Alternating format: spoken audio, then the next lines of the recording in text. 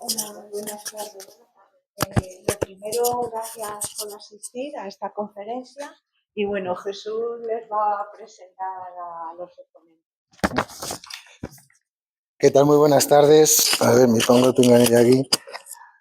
Buenas tardes, gracias por estar aquí, gracias por venir a esta primera edición de Conversaciencia, que es una nueva iniciativa que hemos querido lanzar desde el CIEMAT en colaboración con las bibliotecas municipales de Madrid, a quienes damos las gracias por acoger esta iniciativa, que esperemos tenga mucho recorrido, y también con la ayuda y con la colaboración de The Conversation, que bueno, ahora Lorena os contará de qué consiste The Conversation, que son uno de los portales de noticias científicas más importantes. Esta iniciativa está englobada dentro de un programa más amplio que estamos lanzando desde el CIEMAT para darnos a conocer, sobre todo entre el vecindario, entre los distritos más cercanos, Moncloa, Aravaca y Tetuán. Porque el CIEMAT, no sé si conocéis el CIEMAT, es un centro de investigación que está aquí al lado, que es uno de los mayores centros de investigación públicos de España y que tenemos un amplísimo rango de disciplinas que se estudian ahí. Energía de todo tipo, renovables, energía nuclear, optimización energética, sistemas energéticos.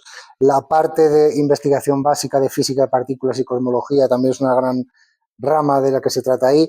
Impacto medioambiental de tecnologías energéticas y no energéticas, y también estudio de contaminación atmosférica, de suelos.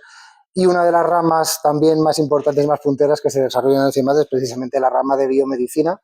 Como veis, es un centro de muy amplio espectro y queremos poner en valor este centro dentro del vecindario de los que más conocen. Para empezar esta serie de diálogos en discotecas, iba a decir, discotecas, eso para la siguiente, en bibliotecas que queremos lanzar con esta nueva iniciativa Conversaciencia, va a estar basado en torno a un artículo escrito por uno de nuestros ponentes, de uno de los investigadores que trabajan en el CIEMAT, en este caso Cristian Suárez. Ahora nos hablará de su artículo, con una moderadora de lujo como es Lorena Sánchez. Os voy a presentar muy brevemente a los dos ponentes porque yo no vengo aquí a hablar. Cristian Suárez, mi compañero Cristian del CIEMAT, él es licenciado en veterinaria por la Universidad de Las Palmas, hizo su máster en la Universidad Complutense en investigación en ciencias veterinarias y su doctorado en biología molecular, bioquímica y biomedicina también en la Universidad Complutense, desarrollando su trabajo de investigación en el CIEMAT, en la unidad de innovación biomédica. Su tesis doctoral estuvo centrada en la búsqueda de nuevos genes y en el estudio de los genes implicados en el cáncer de mama humano, y desde entonces desarrolla una carrera muy brillante en este terreno de la investigación, cómo curar, cómo afrontar el cáncer. Si es así, no te rías. Y lo comprobaréis en cuanto abra la boca. Y para moderar tenemos también el placer de contar con Lorena Sánchez. Lorena es periodista, es la coordinadora de cursos y eventos de The Conversation. Es una periodista... Vamos. Te pases. No me paso, me quedo corto. Es una de las periodistas más relevantes en periodismo científico en este país, diga lo que diga. No le gusta, es que las flores no nos gustan normalmente. Tiene, como digo, más de 20 años de experiencia, fue redactora jefe de la revista Cuo, es experta en ciencia y medio ambiente, coordinadora de eventos de divulgación de la Selección Española de Ciencia, en colaboración con el CSIC, y de la Selección Mediterránea de Ciencia para el proyecto MedNight. Yo os dejo ya con ellos dos, que van a llevar esta interesante conversación. Espero que aprendamos todos mucho y que sea de vuestro agrado. Gracias por estar aquí. Gracias a ti. No sé si el micrófono sirve de algo o si no sirve de algo. No, el micrófono es para grabar en la tablet. Es para la tablet, perfecto. Bueno, primero, por supuesto, gracias Jesús. Esto es idea de Jesús, o sea, ha sido él, porque se encarga de hacer eventos de divulgación para CIEMAT y la proyección de CIEMAT para la sociedad. Porque aquí lo realmente importante es que hayáis venido. De nada sirve si no hubierais venido, porque el interés de todo lo que nos empeñamos a hacer los periodistas que hacemos ciencia, los que hacen divulgación en los distintos centros de investigación, es traer extraterrestres a una biblioteca. ¿Y por qué digo extraterrestres? Porque ¿cuándo oímos nosotros hablar de cáncer? Oímos hablar de cáncer cuando no queremos escucharlo. O sea, estoy segura de que todos los que estamos hoy aquí tenemos mucho que contar en torno al cáncer. Posiblemente la palabra más oscura que tengamos en cualquier biblioteca, en cualquier librería como esta. Solamente la COVID superó en oscuridad al cáncer, pero el cáncer persiste. ¿Qué tenemos hoy aquí? Tenemos a alguien que investiga. Esto no es habitual. Tenemos contacto con el cáncer por, tristemente, familiares, amigos o bien con los médicos que nos pueden atender, ¿no? Pero no hay forma, o es muy complicado que alguien que esté investigando en primera línea sobre cáncer tenga acceso a contar qué hace y por qué hace lo que hace en la sociedad. Esto ocurre muy poco. Ojalá esto estuviera lleno de gente, porque se podría conocer mucho más lo que hacen. En concreto, lo que él, perdóname, porque aquí el protagonista es él, yo soy como periodista, igual que Jesús, haciendo divulgación, somos los enlaces para que ellos lleguen a la sociedad, somos enlaces, puros enlaces. Él se dedica e investiga en algo que es principal en torno al cáncer y es la detección. La detección, él lo va a llamar de otra manera, pero bueno, es detectar previamente, antes de que haya síntomas, la posibilidad de cáncer. Y cuando hablamos de cáncer, hablamos de 100 enfermedades distintas. Muchas más. O más. O sea, cáncer, hablamos de cáncer, pero el cáncer se puede producir en cualquier célula, en cualquier momento, en cualquier lugar y a cualquier persona. No es algo que ocurra solamente a aquellos que tienen la desfachatez de fumar o que no. Puede ocurrirnos a todos en cualquier momento. Detectarlo a tiempo es fundamental y él lo que hace es técnicas muy avanzadas para que esa detección se produzca antes de que se manifieste. Eso es verdad. No me lo estoy inventando. Pero sí me gustaría dejar de hablar y que sea alguien cuente un poco, que nos haga un poco una visión global de cómo han avanzado en los últimos años estas técnicas de detección, de detección previa de cáncer en distintos tipos de cáncer. Y cuando digo distintos tipos de cáncer, sé que no estoy diciendo lo acertado, pero No, sí. Está muy bien, sí, sí. Pero hablamos de cáncer de mama, cáncer de pulmón, que estos son los más agresivos, y él en concreto está muy especializado en cáncer de vejiga. Pero sí darnos un poco un panorama global, ¿no? de cómo son estas técnicas de detección. Sí, pues bueno, como bien dices, en los últimos aproximadamente 10 años ha cambiado mucho todo, porque antes siempre para diagnosticar el cáncer, aparte de, bueno, tener una sintomatología y que el médico pues pensara que era cáncer, normalmente para poder llegar a ese diagnóstico de verdad, al final requerías una cirugía, que esa muestra se analizase y ya pues mirándola al microscopio confirmaba si era cáncer, muchas veces qué tipo de cáncer, o ya había que hacer más pruebas para poder ya dar un diagnóstico de verdad, etcétera. ¿Vale? ¿Qué pasa? Como bien dices, muchas veces cuando ya tú tienes un tumor que sacar para mirar, hay veces que ya es tarde, porque ya eso está muy, muy avanzado. Entonces, desde hace, pues eso, bueno, más de 10 años, pero bueno, que se haya podido empezar a aplicar, yo diría que sí, la última década, ha surgido y ha revolucionado un poco todo lo que llaman la biopsia líquida. El concepto de biopsia es cuando, pues, ese momento en el que el médico coge un trocito del tumor para analizarlo. En el concepto de biopsia líquida es cuando lo que usas es un fluido, que ya puede ser, pues, sangre, orina, lágrimas, saliva, líquido cefalorraquídeo, que es el que va por la columna, o sea, cualquier líquido que se nos ocurra. De hecho, cada vez va saliendo más técnicas, pues, incluso de la vesícula seminal. A medida que se va avanzando con esto, pues van surgiendo más ideas que pueden ayudar a muchos tipos de cáncer diferentes. Entonces, ¿por qué antes no se aplicaba o no se podía usar? Pues bueno, porque la tecnología que existía hasta el momento pues no permitía llegar hasta esos niveles. O sea, en la sangre siempre, pues bueno, la típica analítica donde se nos ven, bueno, pues muchas proteínas, pues la glucosa, etcétera, son moléculas que están en una cantidad muy, muy, muy abundante y bueno, las técnicas que había hasta el momento, pues sí que permitía verlas. Pero, por ejemplo, detectar un pequeño residuo del cáncer en la sangre es una aguja en un pajar y seguramente me quedo muy corto con lo de una aguja en un pajar. Poder llegar a detectarlo es muy complicado, pero bueno, ahora mismo sí que ya somos capaces de hacerlo. El cáncer tiene, o sea, al igual que nosotros, cada una de nuestras células tiene su propio ADN, las del cáncer también, pero digamos que ese ADN tiene una huella específica ¿vale? Una huella diferente para cada tipo de tumor y para cada persona, porque no quiere decir que por tener el mismo tipo de cáncer vaya a ser igual, pero digamos que nosotros intentamos diseñar un panel de búsqueda de este tipo de huellas e encontrar esa aguja en el pajar en la sangre.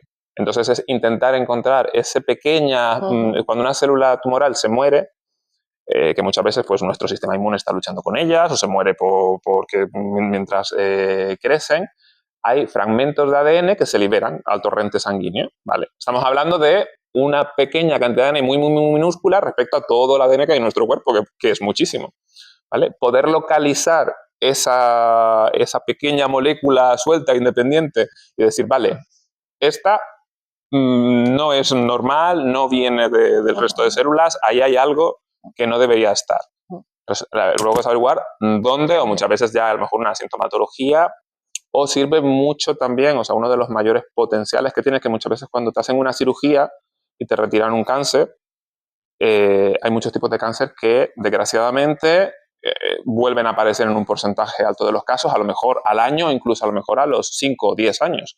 Entonces, poder hacer el seguimiento de estas mínimas cantidades, como es prevenir el que realmente aparezca desde que haya 2 células que ya den una señal, que el seguimiento sea solo mediante una prueba sanguínea, por ejemplo, en vez de estar sometiéndote pues eso, a pruebas invasivas, como en el caso que es el cáncer de vejiga, que son cistoscopias continuas, que al final son con cámaras, pues es un adelanto muy importante. Pero mira, un poco las técnicas que conocemos todos de prevención de cáncer, con las que estamos familiarizadas, sobre todo las mujeres, ¿no? Pues cuando nos hacen las mamografías rutinarias o la muestra en las heces para la detección del cáncer de colon, que ya se ha convertido en una prueba rutinaria en la que de lo que estás hablando mejora la detección con respecto a este tipo de pruebas. Y otra cosa, de lo que estás hablando todavía no se aplica en hospitales o podemos tener acceso a esas pruebas nosotros, los que estamos aquí.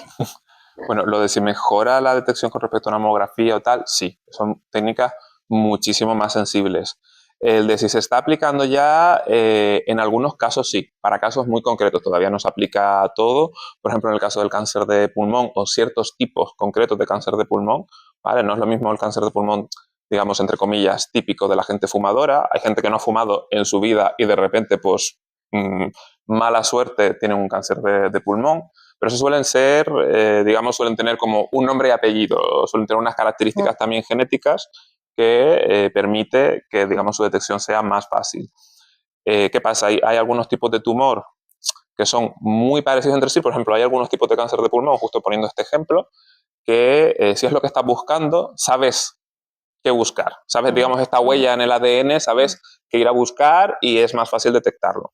Luego hay otros tipos de tumores que son mucho más complicados porque digamos que esta huella es mucho más difusa, diseminada, es mucho más difícil de localizar, pero se está trabajando precisamente en generar sistemas que permitan abarcar todo eso y que cada vez sean lo más baratos posible. Porque ahora mismo, claro, como todo lo que surge nuevo, cuando la tecnología empieza al principio, al ser novedosa, estar acabada de desarrollar, claro, toda esa inversión en llegar hasta ahí, pues al final es un coste elevado. Pero como todo, con los años se va mejorando, se va ampliando y va abaratando costes. Entonces, hay cosas que ya están aplicándose, pero yo creo que, pues eso, en la siguiente década, como además esto el avance es exponencial, se podrá aplicar muchísimo más y será mucho más barato.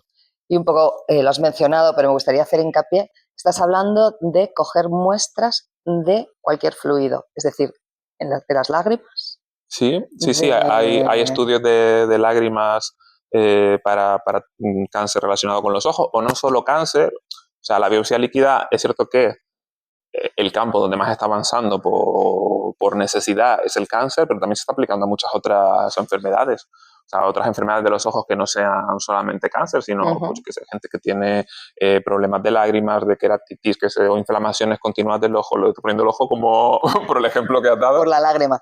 Sí. Pero también en sangre y también en la orina. O sea, una muestra de orina podría servir para hacer una detección de un cáncer antes de que se haya creado el tumor.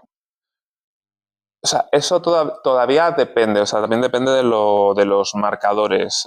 Nosotros lo que estamos estudiando ahora mismo no es antes de que se haya creado el tumor, pero sí que es capaz de detectar tumores muy tempranos que otras técnicas ahora mismo se le escapan, ¿vale? Sí que hay técnicas que ya están intentando desarrollar eso, un sistema preventivo de que sea antes de que se haya detectado el tumor. Que no digo que esté mal, pero es cierto que también tiene sus riesgos, ¿vale? O sea, por ejemplo, Estados Unidos se está poniendo también un poco de moda ahí vender en las farmacias este tipo de test que te haces tú en casa, que te lo compras. Claro, te compras este test, te lo haces y te sale algo positivo. ¿Y no es un embarazo? Y no es un embarazo, ¿y qué haces? O sea, yo, en mi opinión, obviamente aquí cada cual, pero considero que al final es algo que te tiene que hacer tu médico, saber interpretar, darte la información adecuada, porque al final cada usuario, yo mismo me llevaría un susto, diría, a ver, ¿qué me ha salido aquí? Claro, como no nos hacemos un análisis de sangre nosotros en casa tampoco. Pues exacto. Es un poco esto. Cuenta, lo has también avanzado, pero un poco por el detalle, porque tiene mucho que ver con entender lo que ellos investigan y cómo investigan. ¿Cómo es posible en una muestra de orina detectar, lo has mencionado al principio, pero sí detectar algo que tiene que ver con la formación, el inicio de formación de un tumor o de un tumor? ¿Qué ves? Pues nosotros tenemos distintos abordajes. Por un lado, lo que decía antes, al final el tumor tiene como un ADN, su ADN propio, que es diferente al ADN del resto del... Espera, lo del tumor tiene un ADN propio. ¿Esto qué significa? Esto significa, a ver, ¿cómo lo explico de la manera más sencilla? O sea, normalmente... la información... la información genética del tumor, o sea, nosotros, para que ocurra un tumor, ¿vale? Lo voy a explicar como un poco desde el inicio, ¿vale? Total. Porque digamos que hay como 3 barreras principales. O sea, en nuestro cuerpo nuestras células se están dividiendo todos los días.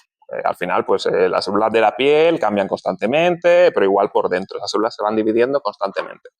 Para dividirse, nuestro ADN, cada vez que la célula se divide, ¿vale? El ADN también se divide, se tiene que duplicar, generar una copia para que vaya una mitad a las células nuevas. En ese proceso de esa información, ¿vale? Pues es un proceso, es una cantidad de información tremenda y el proceso no es perfecto.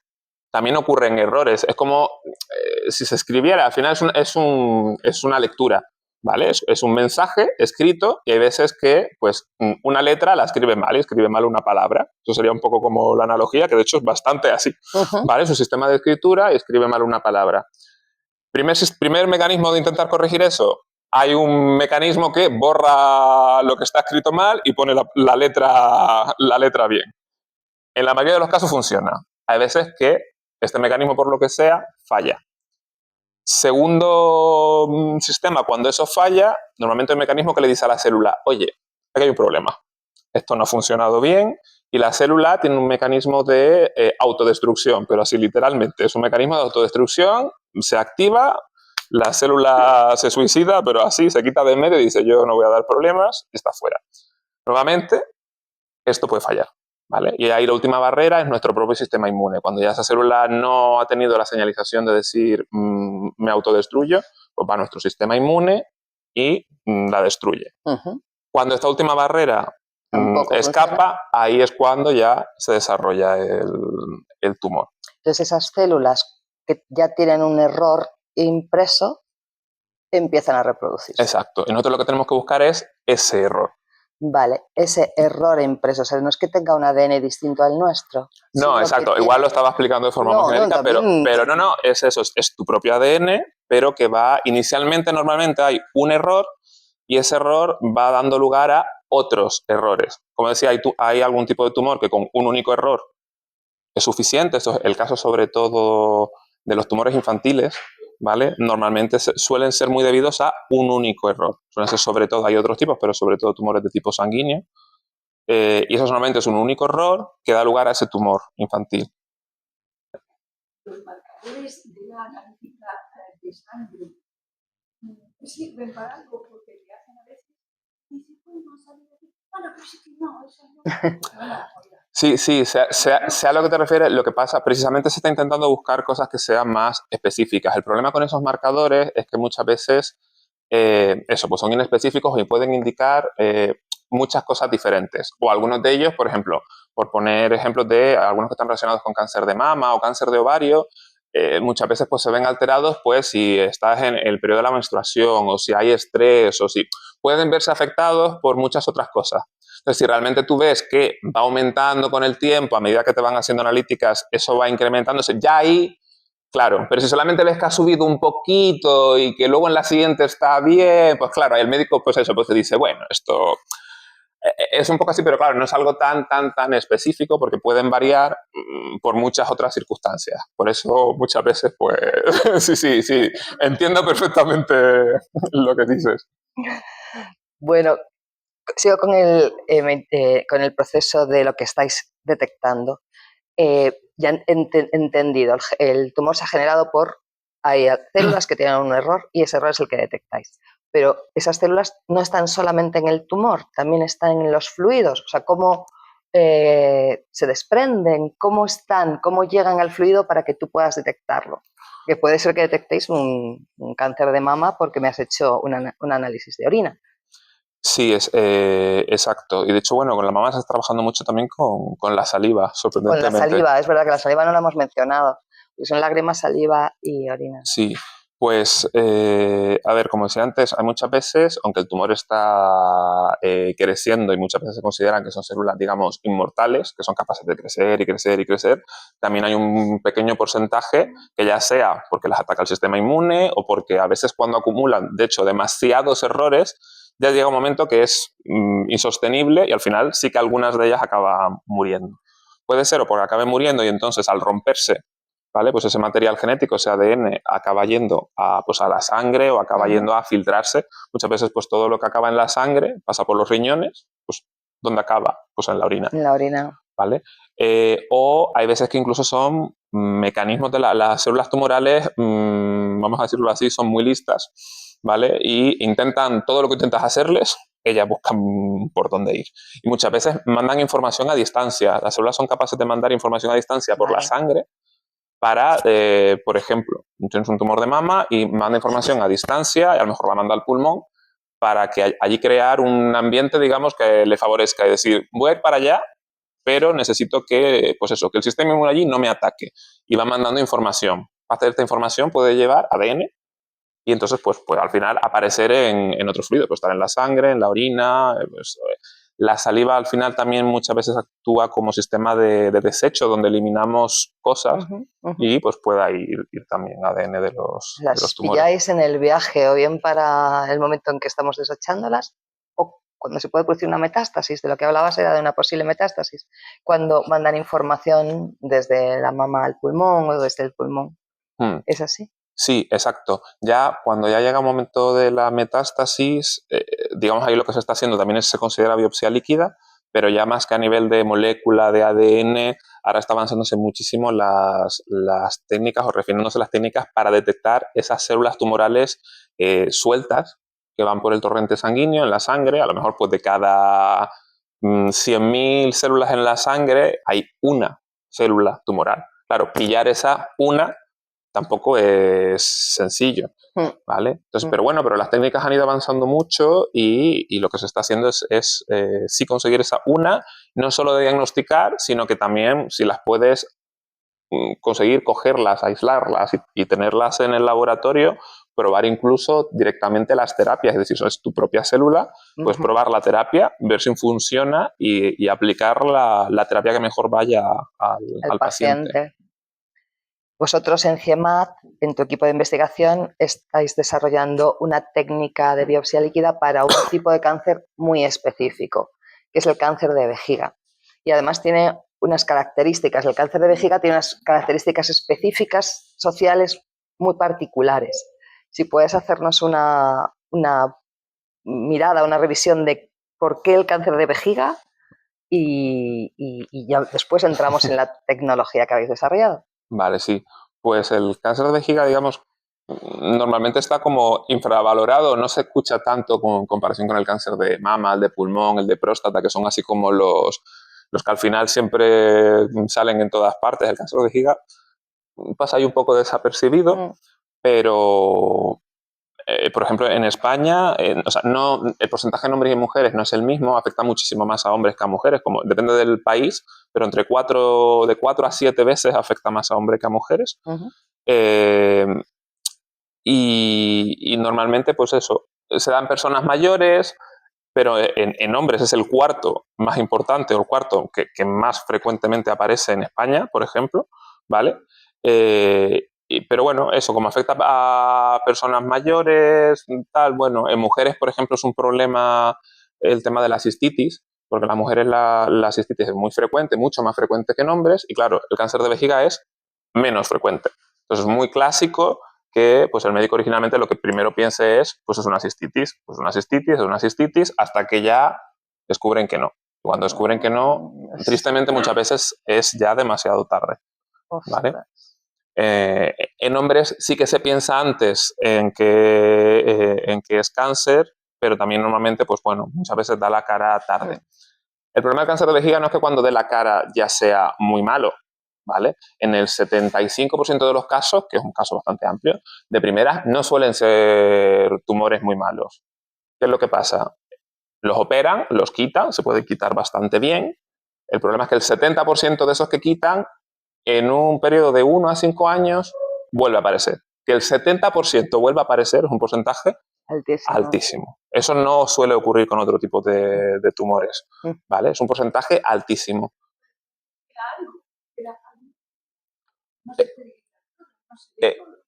Puede ser una combinación de cosas. Puede ser que cuando se quite, porque al final el cirujano quita lo que ve, ¿vale? Puede quitar, se ve el tumor y él es capaz de recortar alrededor.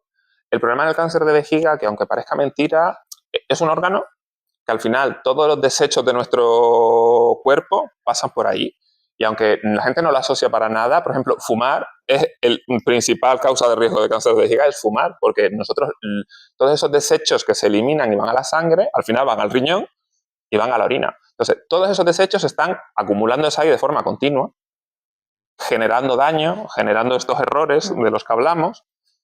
Entonces, hay veces que necesitas que se acumulen errores. Entonces, tú puedes tener una zona llena de un error, por así decirlo, ¿vale? Y ya cuando alguna otra célula acumula más errores, genera el tumor, tú lo quitas, pero todas las células que parece que están normal alrededor, porque visualmente son normales, ya no son, si tú las analizas genéticamente, no son tan normales. Entonces, tiene más favorece que en X años vuelva a ocurrir. Desde que ocurra otro error, ya sale muy rápido, ¿vale? Es una de los porqués. No sé si me he explicado, bien. Y entonces, ¿qué pasa? En un 70% de esa gente vuelve a aparecer.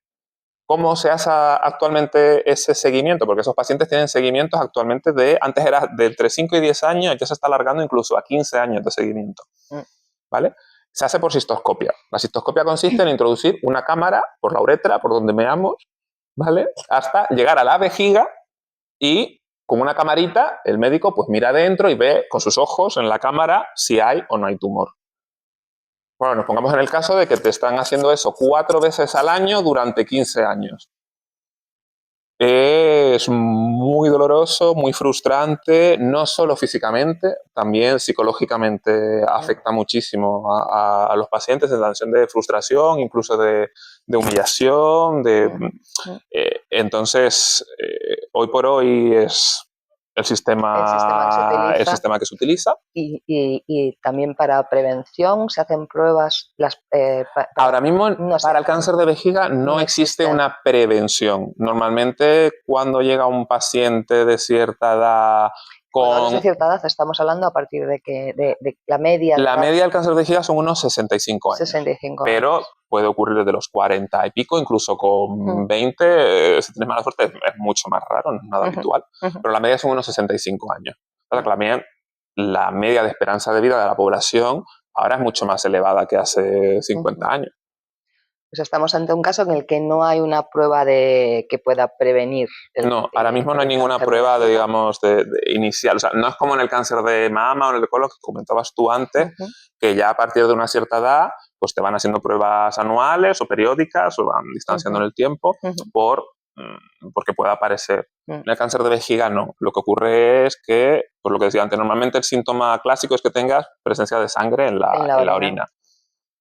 En el caso de los hombres, normalmente sí que suele ser, porque las cistitis son mucho más raras, ocurre, pero son mucho más raras, y sí que a lo mejor un paciente de 70 años con orina en sangre, pues ya dice, uy, y ya van directamente a la prueba. Como decía antes, en el caso de las mujeres, normalmente esto es algo que se está intentando reivindicar mucho, de que se haga siempre la cistoscopia de forma inicial, porque claro, hay mucho error de diagnóstico. mucho error de diagnóstico considerando que es una inflamación, que es una cistitis, que es una cosa muy común en las mujeres, y entonces lo que hace es que normalmente lo diagnostiques más tarde, y bueno, entonces ya es peor. Bien, y aquí es cuando llegamos a Vladimir, y no es que me haya vuelto loca, es que este es el nombre que tiene el desarrollo como prueba diagnóstica del cáncer de vejiga que están llevando a cabo en CIEMAT. ¿Por qué Vladimir? Bueno, Vladimir son digamos, los inicios de las palabras del significado en inglés, ¿vale? En inglés, vejiga es bladder en inglés, por eso es Vla, es con B, no Vladimir con V como el nombre, como nombre ruso, ¿vale? Di de diagnóstico y Mir, porque es el tipo de moléculas que nosotros miramos para el diagnóstico, se llaman... bueno, se llaman mirnas o RNs, ¿vale? Entonces, bueno, es el juego de palabras de Vladimir, el tipo de molécula diagnóstico en la vejiga, ¿vale? Pero en inglés. Vale, y como nos has contado ya, pues cómo serían esas...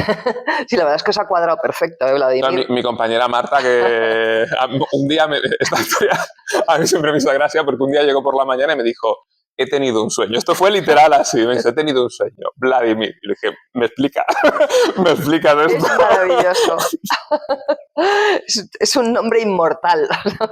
No, la verdad es que no pasa desapercibido. No pasa la verdad es que por lo menos se queda. Sí, bueno, si alguna vez dentro de 10 años vamos a hablar de Vladimir, ya sabemos de dónde procede, un sueño de Marta.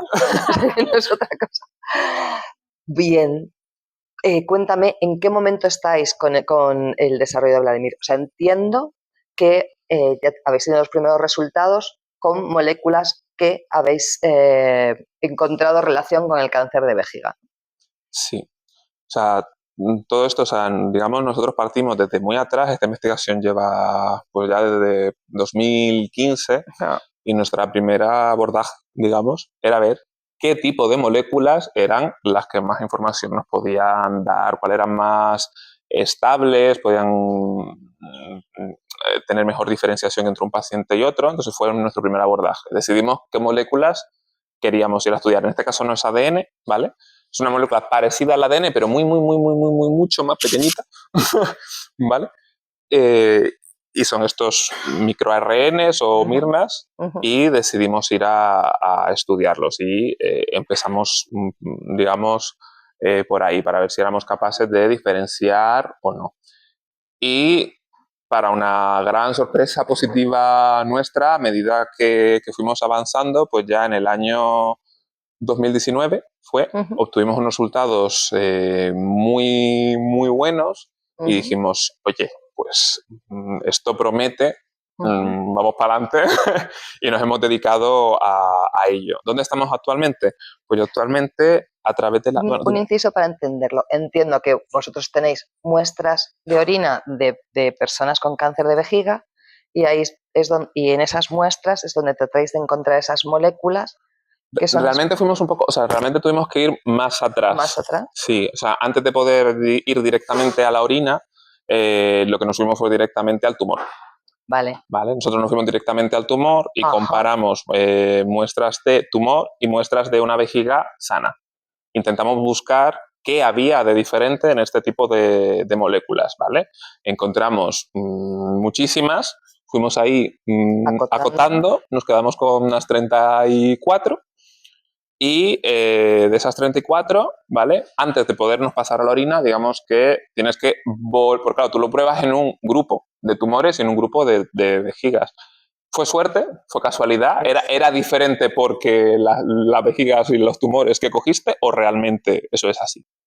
Entonces ya una vez que ya has seleccionado tus moléculas, pues cogimos otro grupo diferente e intentamos hacer lo que se llama validarlo, es decir, volver a repetirlo ya solo con esas y ver si de verdad nos permitían diferenciar en si era una vejiga normal o era un tumor. Esa fue la primera fase, pero fue todo con muestras del órgano. De la vejiga en sí. De la vejiga en sí. Cuando ya, una vez validado, teníamos ya una lista un poco más chiquitita, ¿vale? Teníamos 16, pues ya dijimos, vale, ahora sí, vamos a ir a buscarlos en la orina. Y lo mismo, los buscamos inicialmente en un grupo de muestras de orina. En ese caso teníamos pacientes, o sea, eran de orina de pacientes que tenían cáncer de vejiga, y luego el grupo control, digamos, eran donantes. En ese caso, pues no era un paciente que tuviera sospechas de, sino eran, bueno, pues donantes que habíamos pedido, ¿vale? Y sí que éramos capaces también de diferenciar. Entonces ya hicimos, digamos, bueno, el penúltimo paso era lo mismo que decía antes de la validación con las muestras de la vejiga, pero de nuevo, tienes que hacer una validación con muestras de orina. En ese caso ya sí que nos fuimos a un hospital y ahí teníamos muestras de pacientes que tenían cáncer de vejiga y una muestra de lo que llamamos controles urológicos. Que esto era muy importante porque eran pacientes que habían ido al médico, el médico había pensado que podía tener un cáncer de vejiga y le habían hecho las pruebas, pero finalmente dio negativo. Y no había tenido cáncer. Ese realmente es el control bueno con el que hay que comparar, porque al final no es lo mismo coger la orina de una persona de 25 años que una persona de 65, pues que ha pasado ya por muchas cosas. Su orina no tiene por qué ser igual. Y ahí fue cuando digo que ahí fue en esa cuarta en esa cuarta ronda. Prueba de obstáculos. En esa cuarta ronda fue cuando ya los resultados fueron muy buenos y dijimos, vale, esto ya hay que hacerlo a gran escala. Y entonces, gracias a la Asociación Española contra el Cáncer, yo pedí un proyecto y me lo dieron y es justo, digamos, estamos en esa fase. Ahora mismo estamos recolectando orinas de 5 hospitales en España, 2 de ellos aquí en Madrid, tenemos el 12 de octubre, la CUN, que es la Clínica Universitaria de Navarra, pero hay la sede de aquí de Madrid. Tenemos un hospital de Valencia, un hospital de Málaga y uno en Barcelona. Entiendo que con esto lo que estáis es demostrando con todo el método científico puesto ahí sobre la mesa que esas moléculas que habéis encontrado efectivamente tienen correlación con el cáncer de vejiga y que es posible detectarlas en una muestra de orina. Claro, porque al final siempre surge esta pregunta de ¿influye cómo se coge la muestra en este hospital en concreto? Claro, pues ¿cómo el urólogo coge la muestra? Si en otros hospitales lo hacen, ¿funcionará igual? Siempre luego para poder, esto ya es requisito legal, ya también no es cosa solamente nuestra desde el punto de vista científico, pero para poder llevar esto a que realmente sea algo que funcione, que se comercialice, que esté en el mercado, que se pueda comprar, que los médicos lo puedan usar, la burocracia es muy elevada, que es normal, porque tienen que asegurarse de que lo que tú vas a vender realmente funciona. Entonces tienes que usarlo en muchísimas muestras que vengan de múltiples hospitales y bueno, pues en esa fase, estamos. Que no sería vender, porque esto es ciencia pública. Claro, o sea, hombre, no, la idea es que es vender, al final el que lo adquiere es el hospital. El hospital, claro. Claro, obviamente, al final el que lo adquiere es el hospital, obviamente todo lo que sea, claro, el hospital al final lo pagará, no a nosotros como, créeme que no a nosotros como investigadores. No, claro que no. Esto, un poco por resumir en todos los puntos que has tocado, primero permitiría un diagnóstico en el caso de las mujeres muchísimo más preciso, en el caso de las mujeres que no se suele diagnosticar el cáncer de vejiga. En el caso de los hombres, además, evitaría pruebas muy dolorosas, como es la citoscopia, la camarita esa que se mete por la uretra. Y imagino que a partir de aquí es la búsqueda de tratamientos, o en este caso no, estas moléculas no servirían para probar tratamientos. Nosotros ahora mismo, o sea, Vladimir tiene dos fases, digamos. Una que sería, nosotros comprobamos que las moléculas estas que encontramos servían no solo para el diagnóstico inicial, de cuando te lo encontraban al principio, sino que también sirven exactamente igual para poder hacer este seguimiento que decía de 10, 15 años, ¿vale? Evitar que se tengan que hacer continuamente las pruebas con la cámara. ¿Vale? También pues ir viendo si de repente pues eso cambia y dices, uy, problema, que a lo mejor ahí ya cuando te da positivo vamos a confirmarlo y usas la cámara, pero lo estás usando una vez. No 600. ¿Vale? Eso es por un lado. Y luego otro problema que tiene el cáncer de vejiga que no había comentado previamente es que en los últimos 30, 40 años, tristemente, ahora está empezando a haber novedades, pero el tratamiento no ha cambiado en los últimos 40 Es años. verdad. ¿Vale? O sea, este tratamiento se puso en el año 76, pero bueno, fue todavía un poco experimental y ya en los 80 y algo empezó a funcionar. Y parece un tratamiento un poco raro porque es la vacuna de la tuberculosis, ¿vale? Que ahora ya no se inyecta, pero que antes pues, en muchos sitios pues, te ponía la vacuna de la tuberculosis, ¿vale? Se mete dentro de la vejiga. Primero se quita el tumor por cirugía y luego te ponen la vacuna de la tuberculosis, que lo que hace es como... Es una respuesta específica, pero activa tu sistema inmune de, uy, aquí pasa algo. Empieza allí a intentar quitar todo lo que está mal. Entonces, si te queda alguna célula, como comentábamos antes, la idea es que si te queda alguna célula en la cirugía, tu sistema inmune ya esté tan activo que la elimine. Es un poco la idea. ¿Qué pasa? ¿Cómo es el tratamiento? Te ponen la vacuna en la vejiga, al principio es una vez durante 6 semanas, una vez por semana. A los 3 meses, otras 3 semanas. A los 6 meses, otras 3 semanas. A los 12 meses, y normalmente es un año, pero es que se puede alargar a 2 años. Eso duele, porque al final te están generando una inflamación y una infección. Cierto es que en el 50-60% de los pacientes funciona. Por eso ahora mismo puede ser una terapia rara, pero funciona en un porcentaje elevado de los pacientes, por lo cual no ha habido nada que lo haya mejorado en todos estos años. ¿Qué pasa? El otro 50 o 40% de los pacientes donde no funciona, los pobres han pegado un año con una inflamación continua. Además, para ponerte la vacuna, pues también te tienen que sondar. O sea, nosotros lo que intentamos evitar es que poder saber antes de empezar el tratamiento, decir, vale, a este paciente no le va a venir bien el tratamiento. No le va a funcionar, ¿para qué lo vas a hacer pasar al pobre por todo eso? Entonces, nuestra segunda fase que estamos ahí es eso, poder saber antes que el tratamiento no va a funcionar. Que igual puedes ir a una terapia un poco más agresiva, pero ya le estás solucionando, evitando al paciente un sufrimiento largo bastante innecesario. Has mencionado antes que empezasteis con esto hace 15 años. Bueno, en el 2015 no llega... No llega a 15. No llega a 15, pero 10 sí. 10 años. Y en cuanto a una posible aplicación o que en los hospitales llegue algún día la DIMIR, en todo lo que significa el proceso de un descubrimiento científico, ¿hacen falta 10, 15, 20 años más? Depende. En el caso de los sistemas diagnósticos, aunque ahora la legislación desde hace 2 años ha cambiado y es un poquito ya más difícil, pero sí que a lo mejor con suerte en 3, 4, 5 años, dependiendo de lo bien que vaya los resultados, sí que podría estar en el mercado. Cuando son terapias es otra historia. Vale. La media de una terapia desde que se descubre inicialmente hasta que llega al mercado son unos 25 años. Para que nos hagamos una idea. Bueno, acabo con una pregunta muy genérica. Y es si cuando tú vas cada mañana al laboratorio y te vas a encontrar con tus moléculas y todas estas cuestiones, si en tu cabeza están esas personas como nosotros que vamos al médico asustados, que tenemos un familiar con cáncer de vejiga o que no sabemos qué hacer porque no sabemos si nos está pasando algo porque tenemos sangre en la orina. ¿Esas personas están en la cabeza de los científicos y las científicas?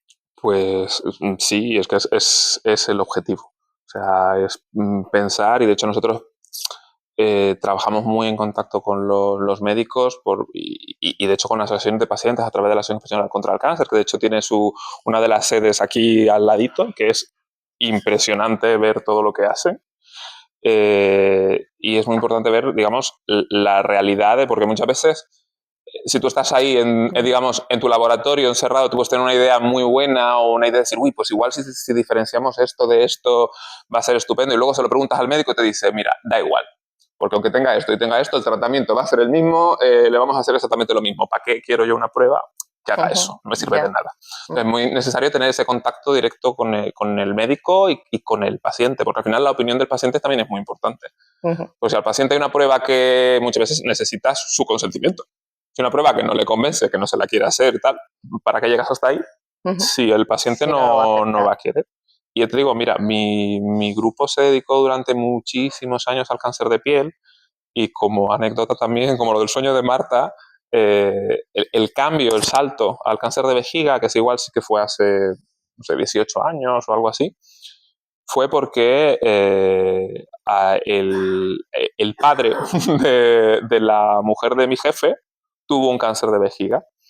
Y pues él estuvo muy implicado, muy en contacto con todos los médicos, con todos los urólogos, y claro, hablando con ellos, vio que había muchas carencias, muchas lagunas, muchos problemas, que había muchas cosas que no sabían, y él les dijo, mira, yo me dedico a esto, vamos a trabajar juntos y que quiero ayudar. Que seguro que podemos aportar muchas cosas, podemos trabajar juntos, y de ahí surgió un grupo común entre el Hospital 12 de Octubre y nosotros. El grupo de CIEMAT. Y creamos un grupo de trabajo conjunto y llevamos todos estos años yendo de la mano y trabajando a la vez e intentando, pues bueno, cada uno aportando su parte. Pues desde el principio, en medio y al final somos personas y es ciencia pública. Seguro que quieren hacer alguna pregunta, algún comentario.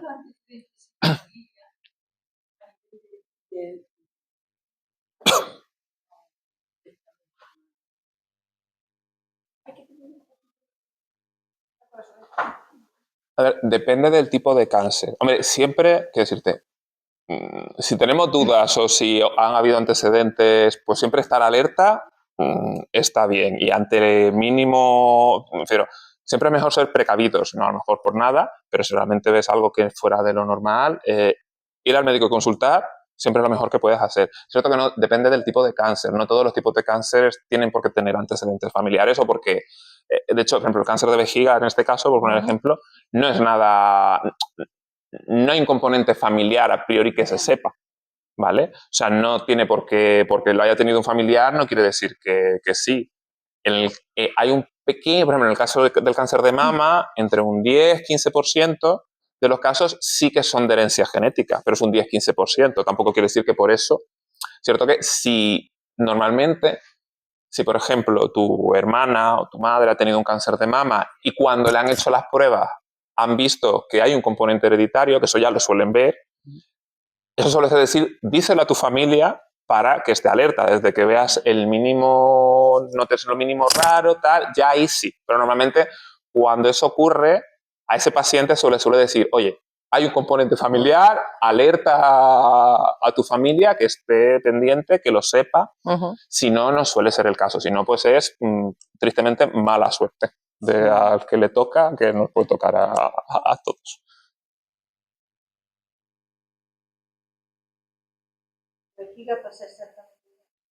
En el cáncer de vejiga no hay un componente hereditario que se sepa. No, en el de vejiga no. En el de vejiga no. En el caso de mama, eso, hay un pequeño porcentaje, no, pero en el de vejiga en principio no hay un componente hereditario que se sepa hasta el momento. No se ha encontrado ese factor.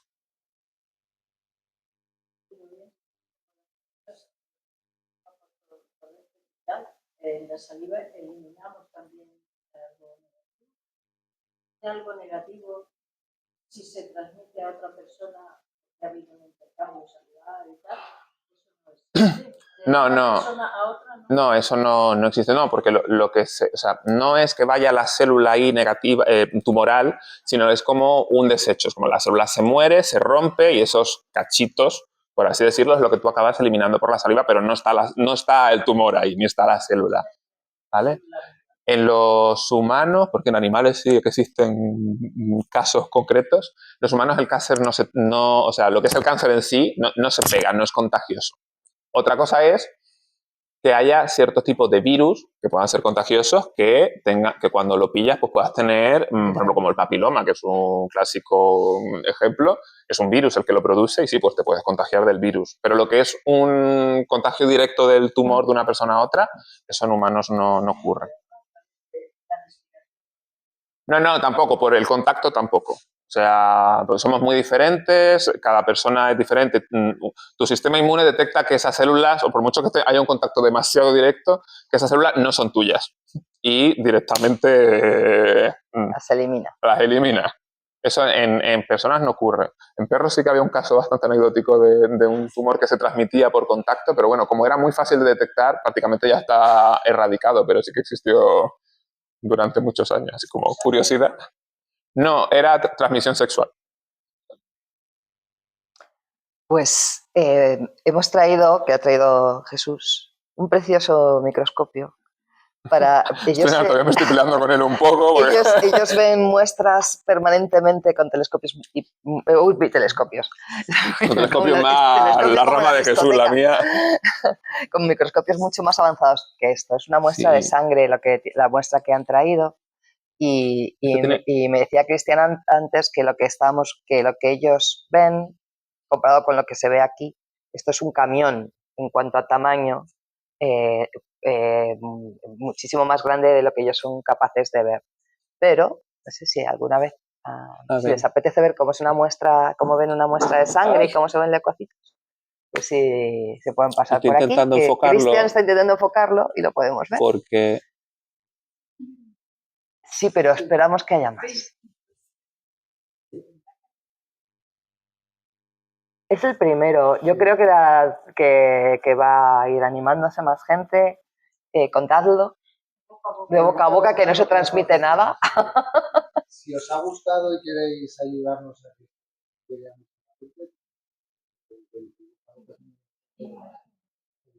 el siguiente, de hecho, ya está programado para el día 20 de febrero.